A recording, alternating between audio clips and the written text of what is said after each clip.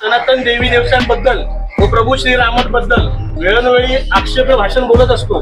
कधी बोलतो प्रभू श्रीराम नॉनव्हेज खायचे, कधी देवी देवतांवर विटंबना करतो। म्हणून आम्हाला असं वाटतं हा मानसिक रोगी झालेला आहे। याला सनातन व हिंदू धर्माची खूप म्हणजे खूपच अडचण आहे। दरवेळी काय ना काय विरोधात तुम्ही त्याला लवकरात लवकर शिर्डीवरनं आल्यानंतर त्याला तुम्ही आपला स्टाफ घेऊन जा, ऍडमिट करा। कारण की सनातन धर्म आणि हिंदू धर्म आणि या जर आमच्या धर्माबद्दल यांनी परत असं काय बोल तर हिंदू धर्म आणि सनातन धर्मातील श्रीरामला मानणारे लोक करून घेणार नाही। यासाठी एक प्रश्न आवड आहे तर तो दिसतो ते तुम्ही बघून घ्या। तुम्हाला ऍडमिट करायला ओळखता येईल आणि होणार नाही। यासाठी ऍडमिट फॉर्म पण आम्ही तुम्हाला आज देतोय, तुम्ही त्यांना ते करून घ्या।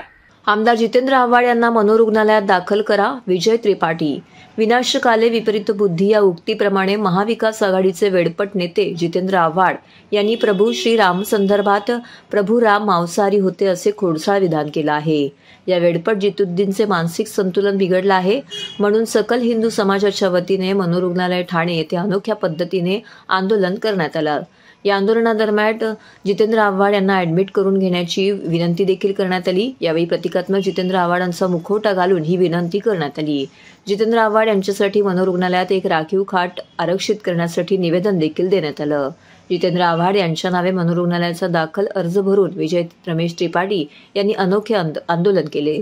सदर आंदोलनाप्रसंगी रमेश चौहान, अनिल म्हात्रे, लव जयस्वाल, आकाश भगत, अथर्व पास्टे, शंकर मरगट, सोनी चौहान, शंकर सोनावणे, पूजा गंद्रे इत्यादी कार्यकर्ते मोठ्या संख्येने येथे उपस्थित होते।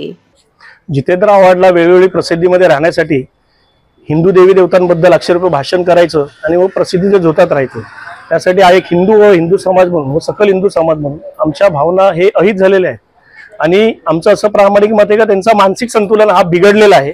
यासाठी आज आम्ही एक प्रतिकात्मक जितेंद्र आव्हाड आणलेला आहे आणि मेंटल हॉस्पिटल सुप्रीम यांना आम्ही अशी विनंती केलेली आहे का त्यांना लवकरात लवकर ऍडमिट करून घ्या, जेणेकरून ते जे आमच्या हिंदू देवी देवतांबद्दल व हिंदू समाज व सनातन धर्माबद्दल बोलतात ते बोलायला बंद होईल। यासाठी आज आम्ही हा आंदोलन केलं होतं। जितेंद्र आव्हाड यांची सवय झालेली आहे पहिले अक्षरशः बोलायचं, त्याच्यानंतर माफी मागायची, कारण की त्यांना ते कायम प्रसिद्धीच्या झोतात राहायचं असतं।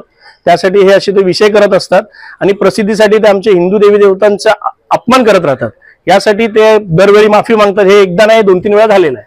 यासाठी त्यांची मानसिक स्थिती खूप वाईट झालेली आहे, ते वेडे झालेले आहेत, म्हणून त्यांना ऍडमिट करून घ्या अशी आम्ही मागणी केलेली आहे। सध्या जितेंद्र आव्हाड कुठे आहे आणि तुम्ही मेंटल हॉस्पिटलचे डॉक्टर आहे, तुमचं काय बोलणं झालेलं, तुम्ही फॉर्म भरून दिलेलं आहे? आम्ही मेंटल हॉस्पिटलचे सुप्रीम यांना मागणी केलेली आहे की जितेंद्र आव्हाड हे असे दिसतात, तुम्ही यांना बघून ओळखून घ्या व त्यांना लवकरात लवकर ऍडमिट करून घ्या।